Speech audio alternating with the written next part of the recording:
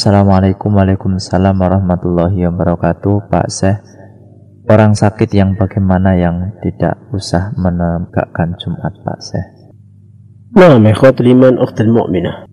Awalan Jum'ah ini diwajibkan al-muslim balik sahih, ya, al-muqim wa abdul hur. Orang yang sakit dia bisa salat yakni di rumahnya. Dan juga dia bisa kalau sakitnya berat menjamakkan salatnya, ya. Jadi dia salat zuhur aja, maka jatuh zuhur buat dia. Malah kalau yang musafir bisa dia jamak zuhur 2 rakaat, asar 2 rakaat, ya. Jadi dia bisa salat di rumah. Kalau dia sakit berat, dia bisa berjamakkan zuhur 4 rakaat, asar 4 rakaat, ya. Karena dia mukim, ya.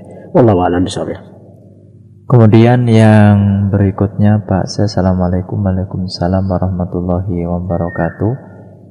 Pak Syekh, orang yang mati pada hari Jumat atau di malam Jumat itu benarkah terhindar dari fitnah kubur? Nah, betul ya ikhwatul iman, itu ada hadis yang menyebutkan gitu. Wallahu a'lam bishawab. Kemudian Pak Syekh, Assalamualaikum Waalaikumsalam warahmatullahi wabarakatuh. Waktu yang terkabul dalam doa di hari Jumat kapan, Pak Syekh? Nah, ikhwatul iman, di dalam hadis yang menjelaskan bahwa waktu yang diijabah di hari Jumat itu ada di dalam riwayat Isna asal sa'ah. Jumat itu ada 12 jam. Dari mulai terbitnya matahari sampai sebelum terbenamnya matahari.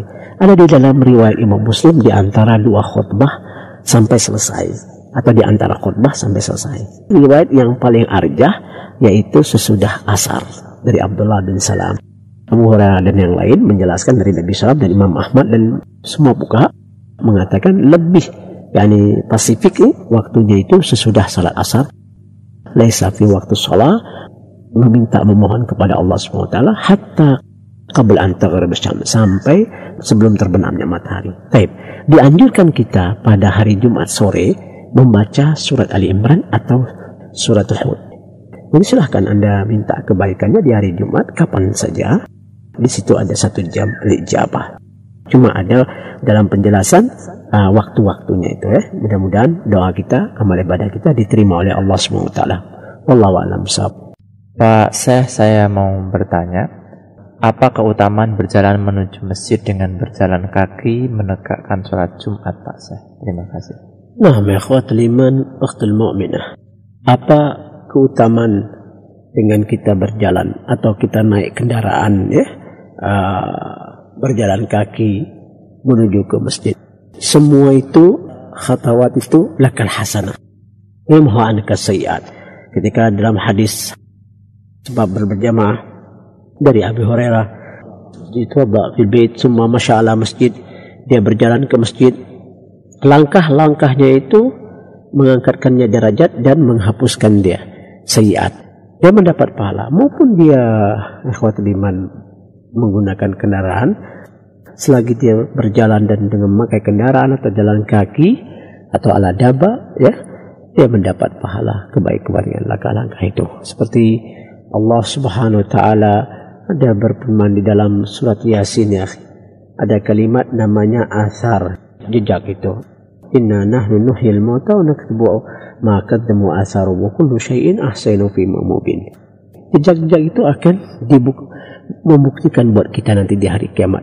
Seperti salah satu dari sahabat Nabi, ya, ketika itu dia ingin pindah dekat masjidnya Rasulullah sallallahu alaihi wasallam,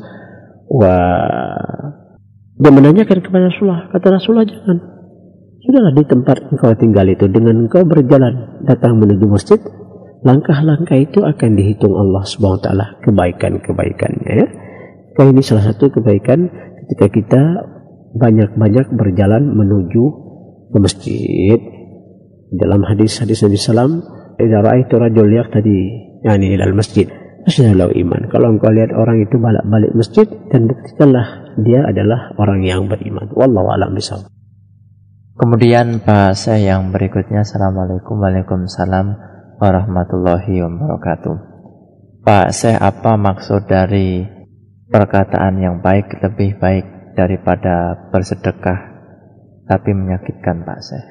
Nah, ikhwatul iman, ada kalam salim, yakni di dalam bab sedekah Allah Subhanahu wa taala berfirman di dalam surah Al-Baqarah, wa Nabi sallam sabda kalimat tayyib yakni afdalu min as-sadaqah. Kalimat-kalimat yang baik itu lebih mulia daripada sedekah. Maka di dalam firman Allah Subhanahu wa taala tentang bab zakat ini, ya akhwatul iman, ketika seseorang memberi kepada orang fukara atau miskin, jangan ada bil manni wal adah, yakni menyebut-nyebut dan menyakitkan. Kalau sedekah kita mau diterima, hendaklah kita tinggalkan ucapan yang seperti itu. Allah Subhanahu wa taala berfirman, qaulan ma'ruf wa maghfiratun khairun min sadaqah. Bahwa ada wallahu ghaniyun halim. Perkataan, ucapan yang ma'ruf.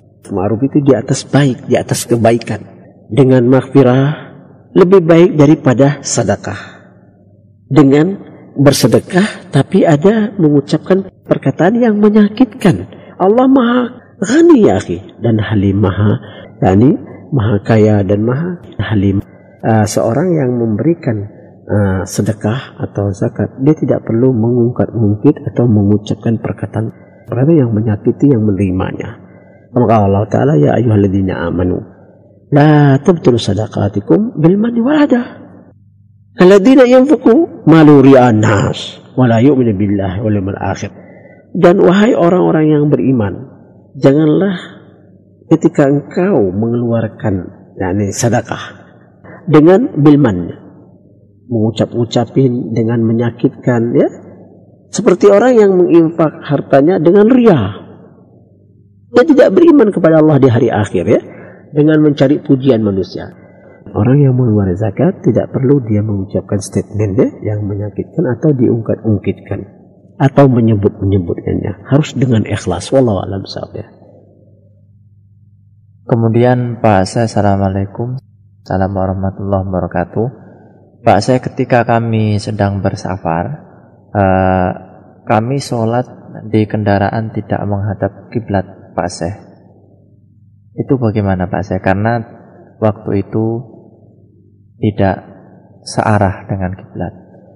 Ya, nah, ikhwatul iman, salah satu kondisi kita ketika safar maupun di tairah atau di bakhirah atau fi sayyarah, di udara, di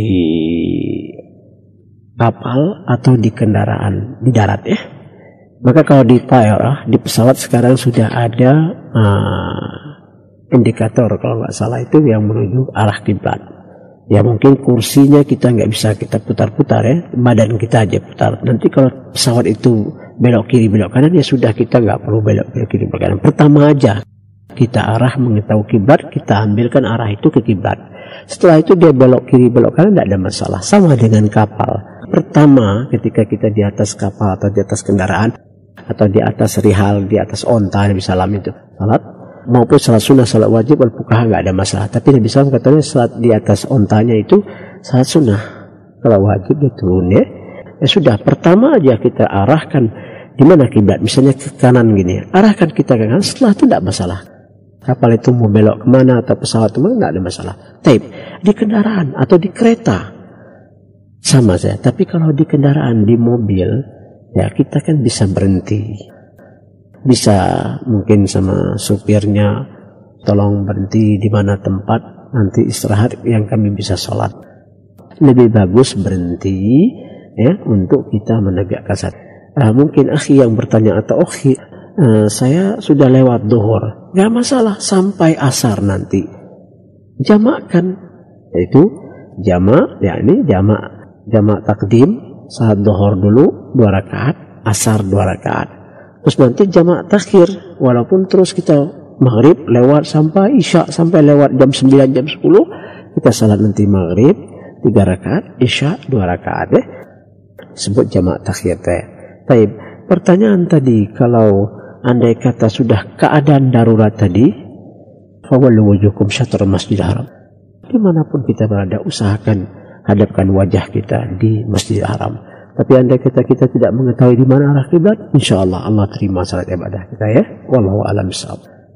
Ikhwatul iman rahimakumullah, demikianlah tadi tausiah yang tersampaikan pada kali ini.